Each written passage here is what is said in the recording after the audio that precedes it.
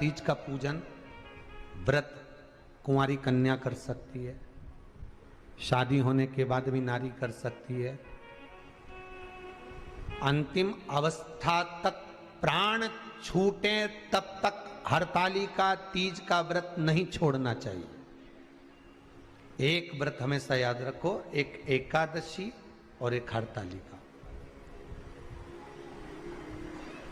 हाँ, इतना जरूर है, ज्यादा शरीर बेकार हो गया, बुढ़ापा आ गया, शरीर नहीं साथ दे रहा, तो कुछ फल खा लो, कुछ चाय दूध जूस आप लेकर कर लो।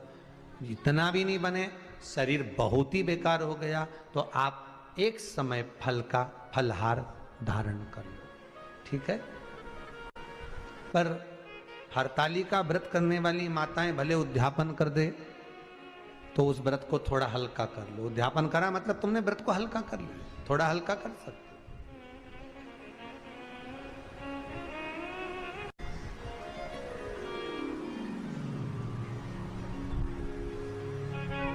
हरतालिका तीज का जो व्रत का उद्यापन करते हैं उसमें 5 चीज रखते हैं ना, 5 कपड़े स्त्री के, 5 कपड़े पुरुष के, 5 तरह का अनाज, 5 तरह का फलहार, 5 तरह का फल।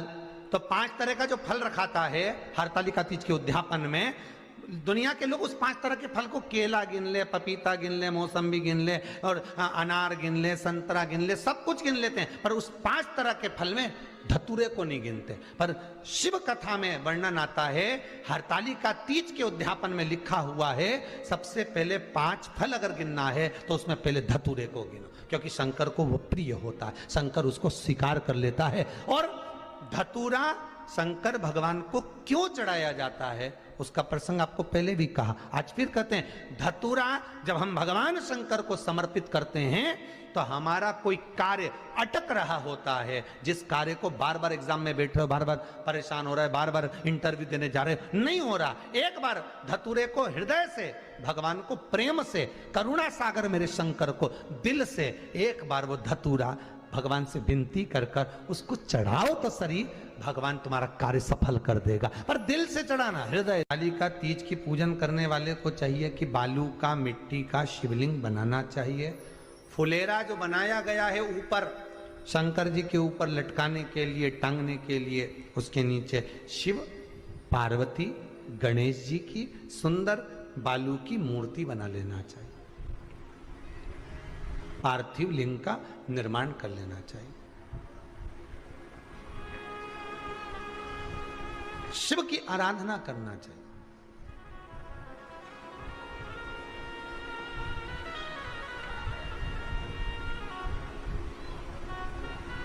जो फल आपके पास में हो शंकर को समर्पित करना चाहिए, पूजन करना चाहिए,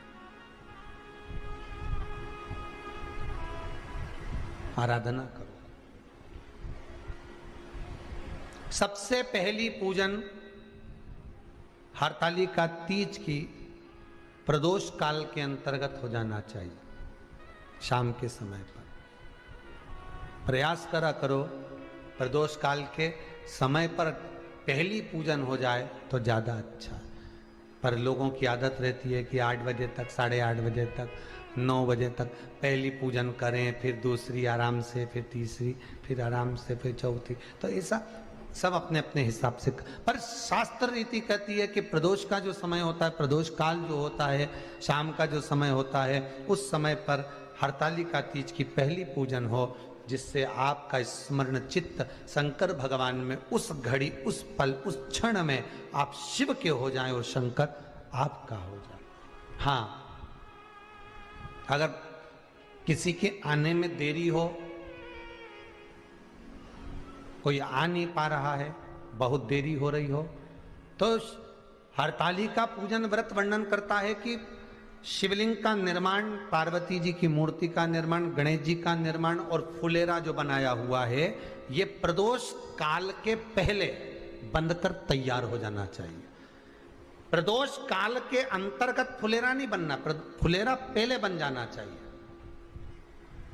और बहुत विशेष बात ध्यान रखिए हरतालिका तीज की, कि शंकर जी का जो अपने स्वरूप बनाया है, पाटे में, थाली में, चौकी पर, चौरंग पर जो स्वरूप बनाया है, वो पहले नहीं रखना है, पहले क्या बांधना है? फुलेरा।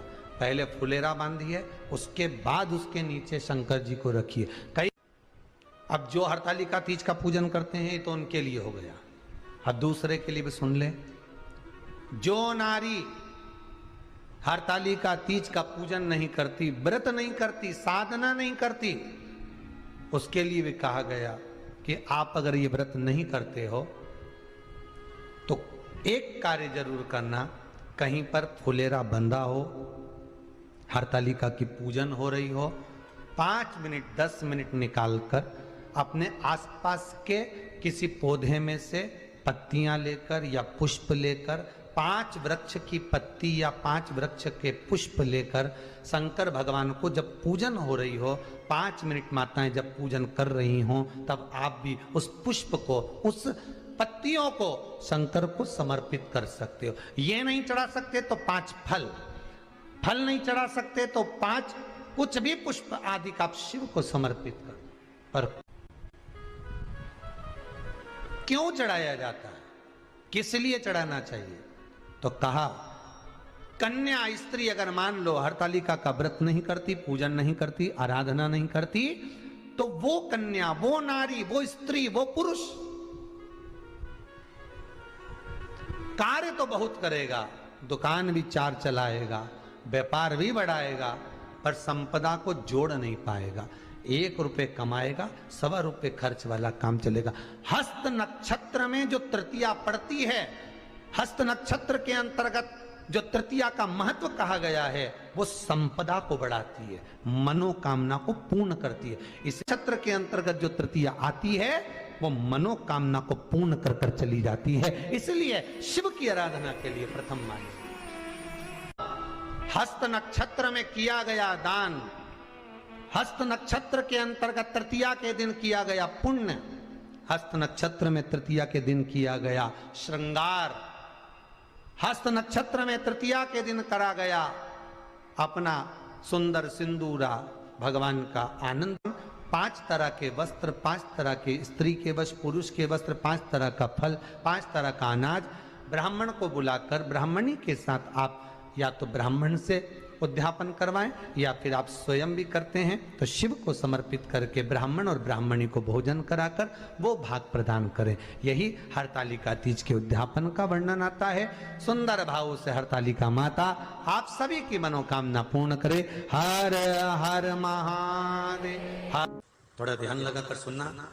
हरतालिका तीज शिव महापुराण की कथा ही नहीं है। आप जो तीज करते हो, हरियाली करो चाहे सातुड़ी करो, उस तीज की महत्वता क्या है, इस हिंगोली की शिव महापुराण की कथा में अपने को समझना है कि उसकी मूल तत्वता, उसकी महत्वता है क्या, उसका महत्व क्या है।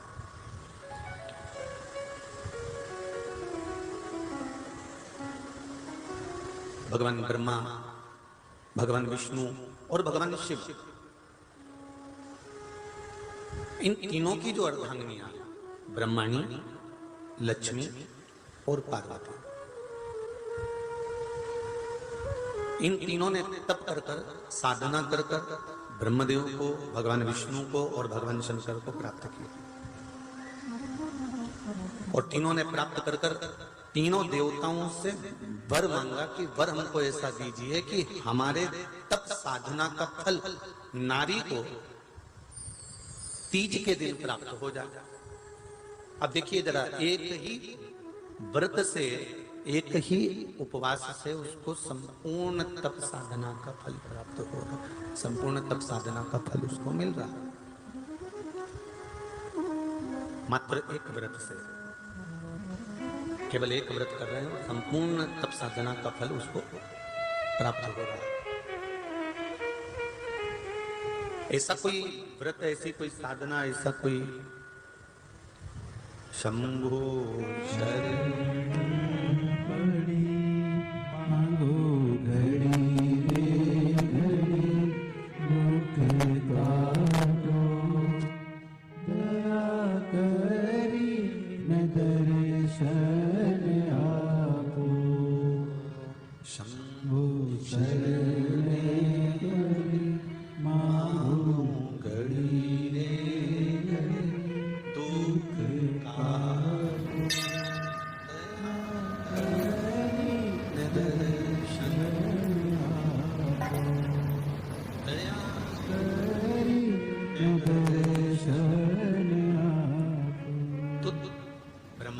ब्रह्मदेव से मांगा, लक्ष्मी जी ने भगवान विष्णु से मांगा, पार्वती जी ने भगवान शिव से मांगा कि ऐसा वर दे दीजिए जिस वर से एक ही व्रत करने से संपूर्ण फल की प्राप्ति हो जाए, संपूर्ण फल मिल जाए। ऐसा एक व्रत का फल दे दीजिए, मात्र एक व्रत का। अब देखिए, हरियाली तीज करने वाली माताएं थोड़ा ध्यान से सुनना।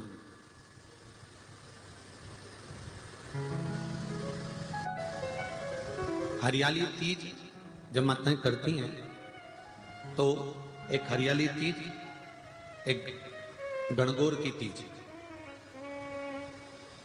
ये दो तीज के व्रत ऐसे होते हैं जिसमें जब माताएं करती हैं तो उस समय पर उमा,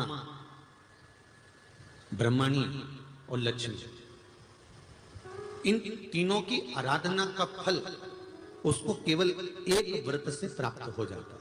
अब देखिए दूसरा सातुड़ी तीज।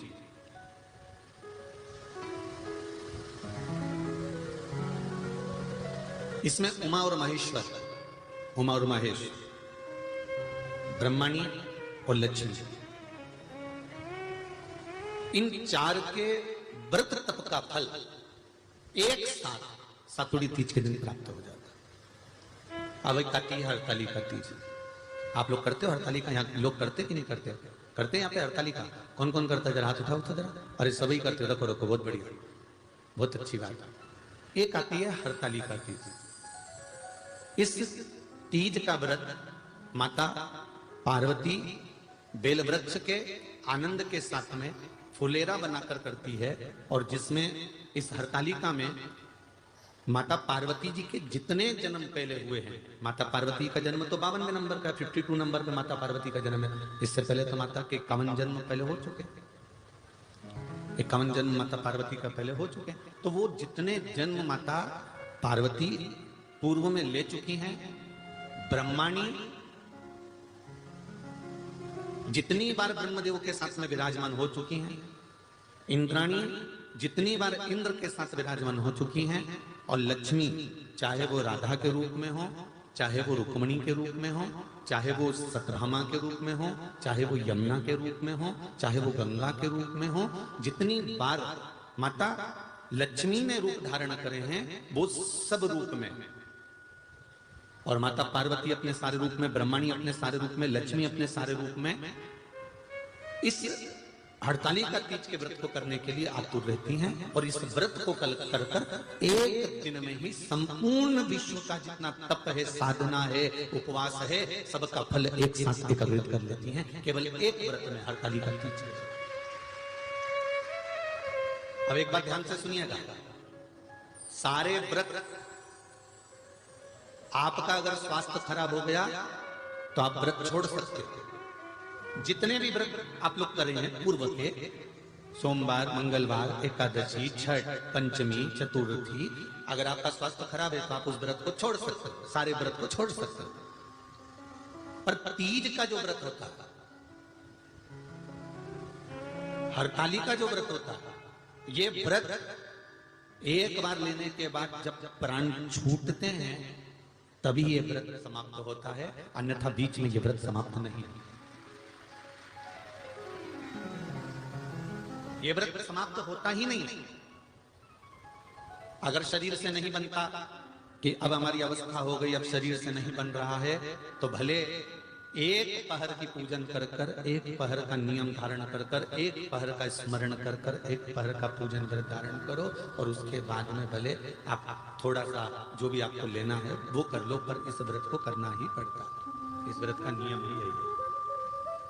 इस व्रत पार्वती मैं तुम्हें प्राप्त हुआ हूं, यह हरतालिका तीज के व्रत का फल है। शिव जी कहते हैं पार्वती, जो नारी हरतालिका तीज के व्रत का स्मरण करती है, फुलेरा जो बांधा जाता है उसमें 5 माला से ज्यादा माला लटकना चाहिए, 5 से कम नहीं। कितनी? जैसे माला जो लटकाते हो वो 5 से ज्यादा होना चाहिए। 5 तो जया, विषहरा, शामलीबारी, दौतली, देव, इससे अधिक होगी चलेगा, पर इससे कम फुलेरे के अंदर माला नहीं होना चाहिए महाराज। दूसरा, फुलेरा जहां हरताली का व्रत हो वहीं पर बांधा जाता है। हरताली का तीज का व्रत एक ऐसा व्रत होता है जो मरते दम तक रहता है। इस व्रत को छोड़ा नहीं जाता। ये नहीं किसी और वाले गुरुजी ने कहा और अपन ने एक बार कर लिया और अगली बार वो व्रत गायब हो गया, ऐसा नहीं होता। हरताली का तीज अखंड सौभाग्य के लिए, वंश वृद्धि के लिए, कार्य सिद्धि के लिए और कुंवारी कन्याएं उत्तम वर प्राप्ति के लिए, आनंद सुख के लिए करती हैं। ऐसा नहीं है कि केवल स्त्री ही करती है। जब नारी किसी कारणवश व्रत नहीं कर पाती तो पुरुष इस व्रत को धारण करते हैं।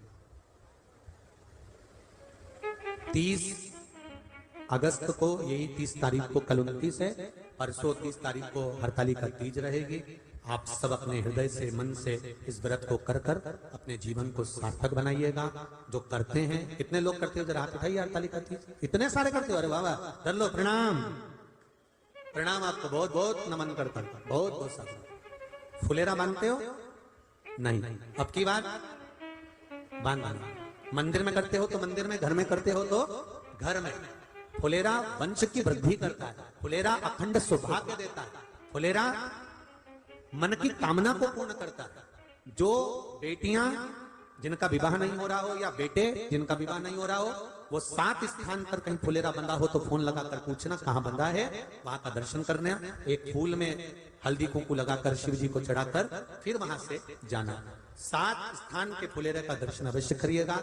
जो व्रत नहीं करते हैं उनसे निवेदन है, कहीं हरताली का हो रही हो तो वहां बैठकर अगर भजन हो रहे हो तो थोड़ी देर भजन गाने चले जाना। अपने मोहल्ले में, कॉलोनी में, सोसाइटी में कहीं हरताली का तीज का व्रत हो रहा हो तो 2-4 मिनट जाकर दर्शन जरूर कर